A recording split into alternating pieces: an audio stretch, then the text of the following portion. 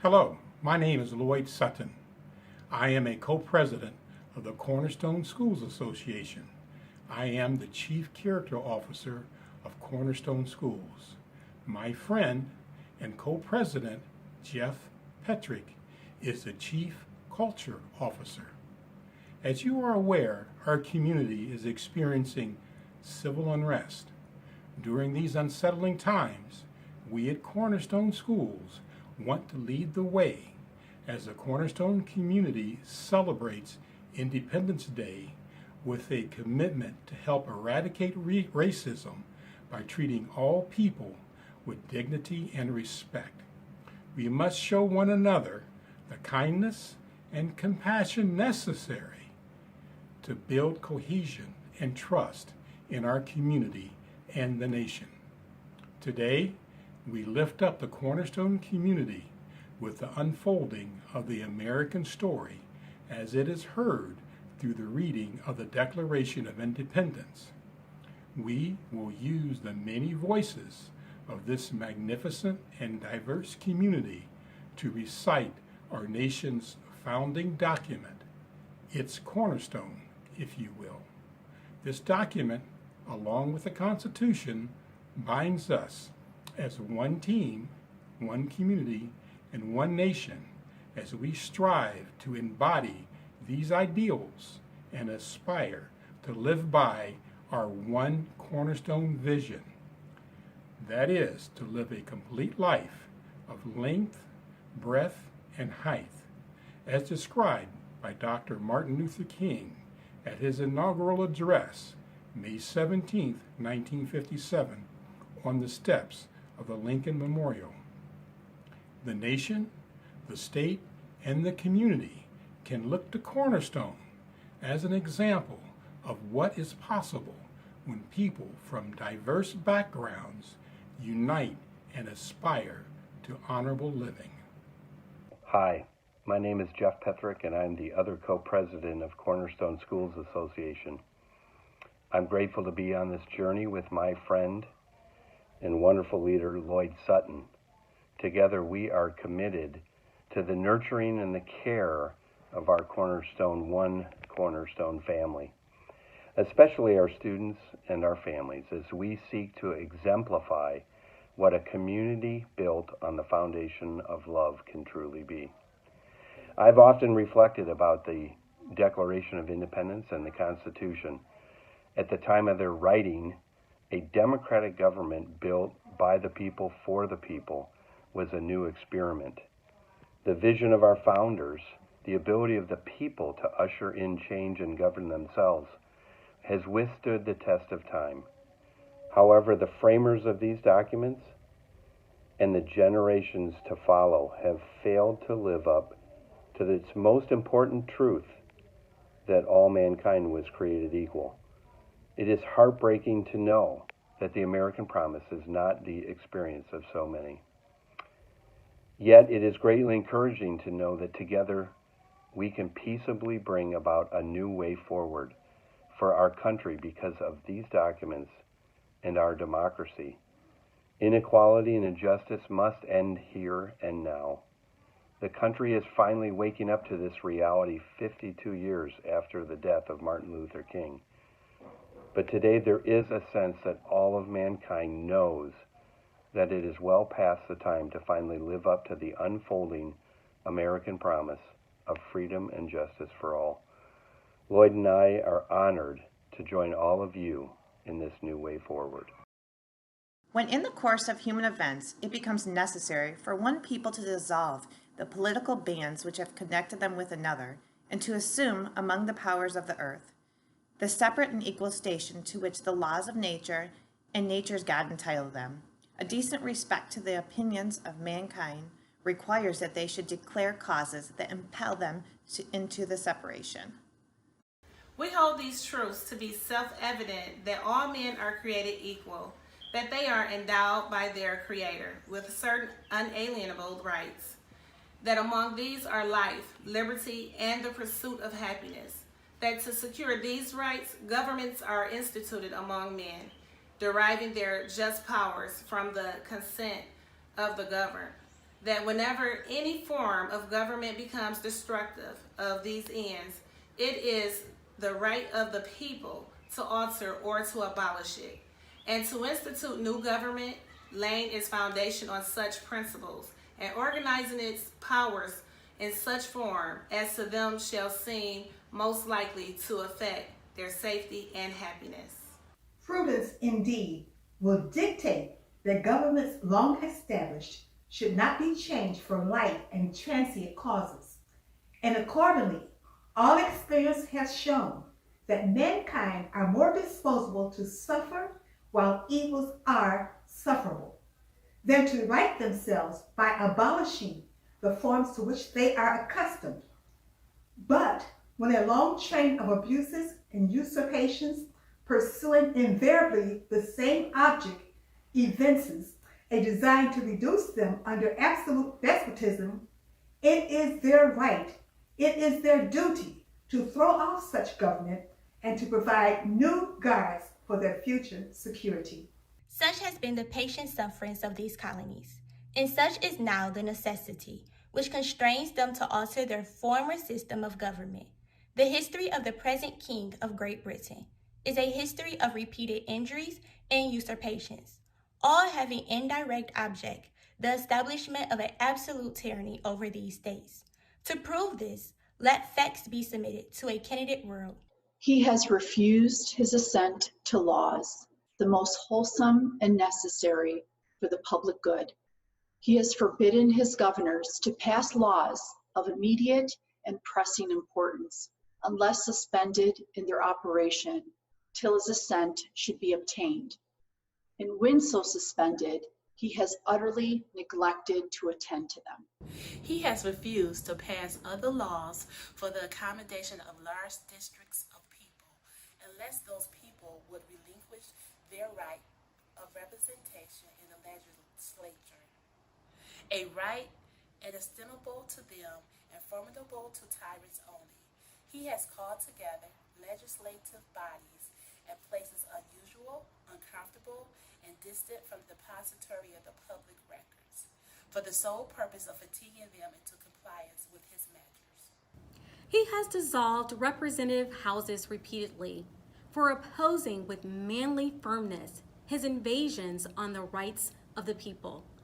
He has refused for a long time, after such disillusions, to cause others to be elected, whereby the legislative powers, incapable of annihilation, have returned to the people at large for their exercise, the state remaining in the meantime exposed to all the dangers of invasion from without and convulsions within.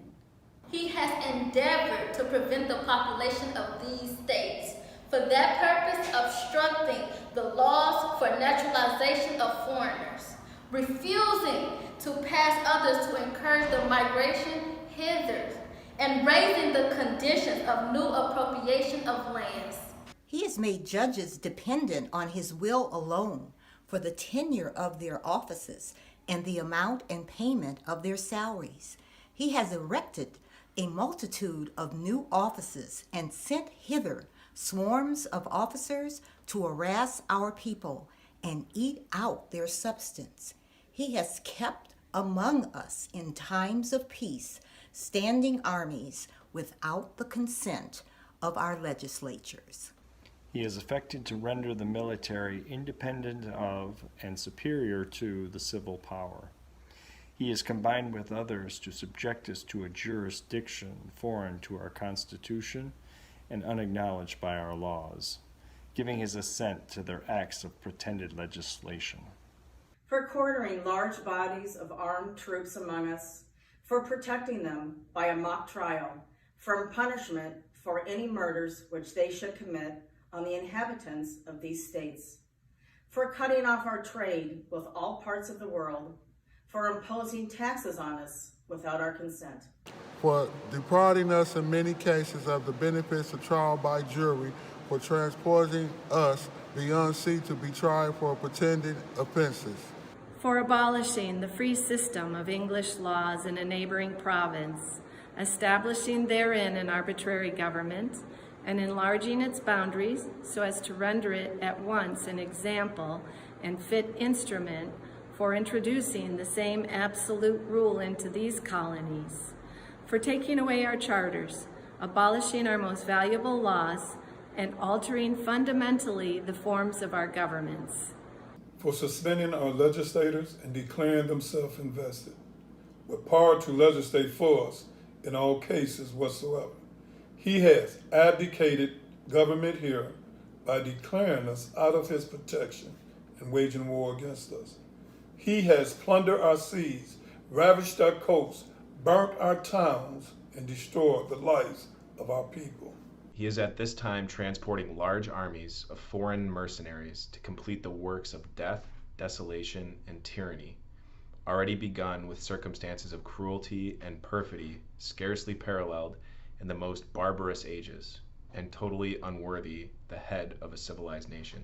As a faithful American who honorably served in the United States Marine Corps Reserves, I read this quote of the Declaration to show how we have fallen short as Americans. At the same time, as an educator, my role is to teach the critical importance of inclusion rather than exclusion. I am a percentage Cherokee Indian, and of course, an African American. So in the words of the great poet Langston Hughes, I too sing America. And I quote, "He has constrained our fellow citizens taken captive on the high seas to bear arms against their country, to become the executioners of their friends and brethren, or to fail themselves by their hands. He has excited domestic insurrections amongst us and has endeavored to bring on the inhabitants of the frontiers. The merciless Indian savages whose known rule of warfare is an undistinguished destruction of all ages, sexes, and conditions." Unquote. In every stage of these oppressions, we have petitioned for redress in the most humble terms. Our repeated petitions have been answered only by repeated injury. A prince whose character is thus marked by every act which may define a tyrant is unfit to be the ruler of a free people. Nor have we been wanting in attentions to our British brethren. We have warned them from time to time of attempts by their legislature to extend an unwarrantable jurisdiction over us. We have reminded them of the circumstance of our immigration and settlement here. We have appealed to their native justice and agnaminity. We have conjured them by the ties of our common kindred to disavow these usurpations, which would inevitably interrupt our connection and correspondence. They have been deaf to the voice of justice and consanguinity. We must therefore acquiesce in the necessity which disavows our separation and hold them as we hold the rest of mankind, enemies in war, in peace, friends. We, therefore, the representatives of the United States of America in General Congress, assembled, appealing to the Supreme Judge of the world for the restitute of our intentions, do in the name and by authority of the good people of these colonies, solemnly publish and declare that these united colonies are, and of right, ought to be free and independent states. That they are absolved from all allegiance to the British Crown, and that all political connection between them and the state of Great Britain is and ought to be totally dissolved. And as free and independent states, they have the full power to levy war, conclude peace, contract alliances, establish commerce, and to do all acts and things which independent states may of right do. And to support this declaration, with the firm reliance on divine providence, we mutually pledge to each other our lives, our fortunes, and our sacred honor.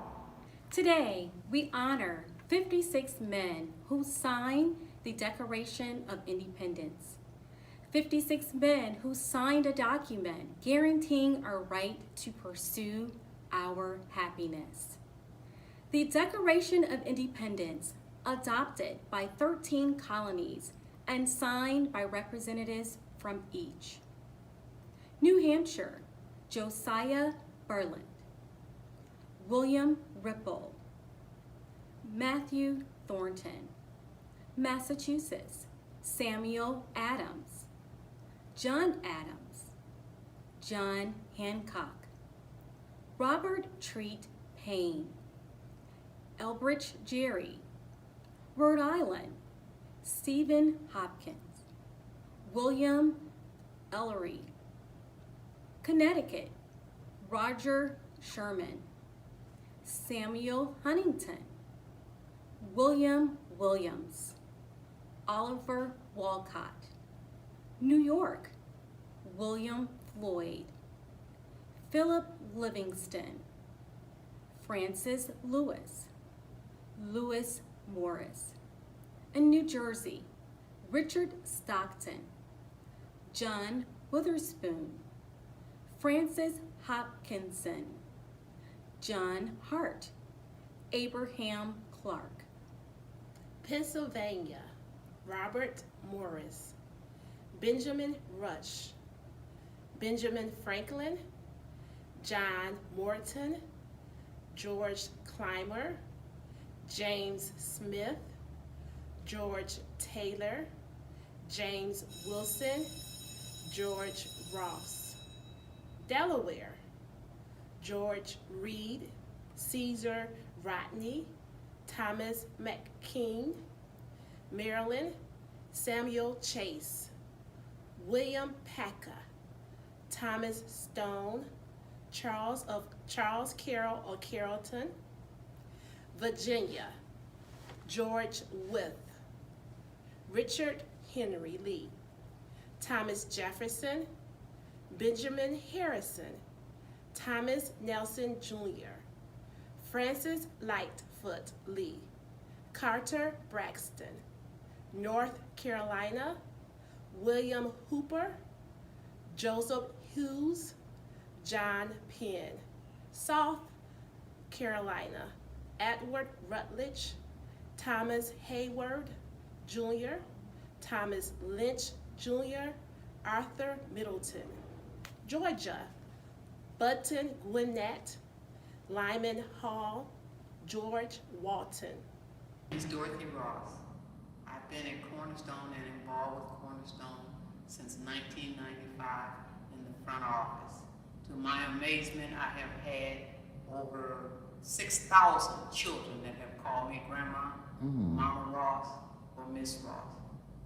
The teachers even call me Mama Ross.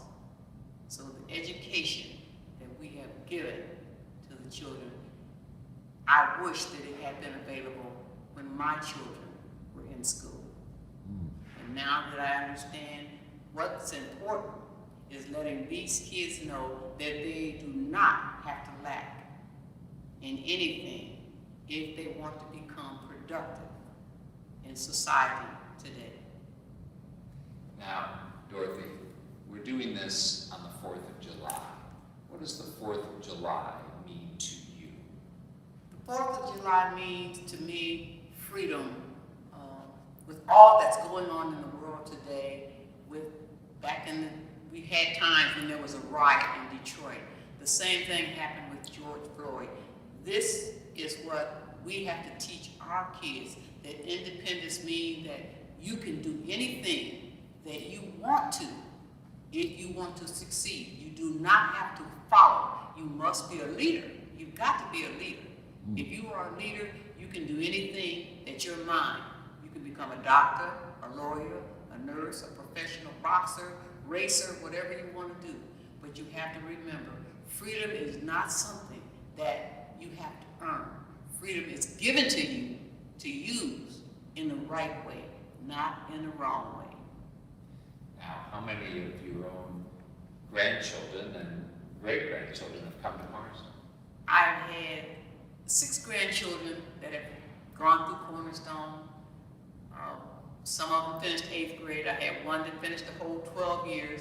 I've had 3 great-grandchildren that have attended Cornerstone over a period of the time that I have been here, and they have thrived. They are all doing professionally well with the education and the foundation that Cornerstone gave to them while they were here at school.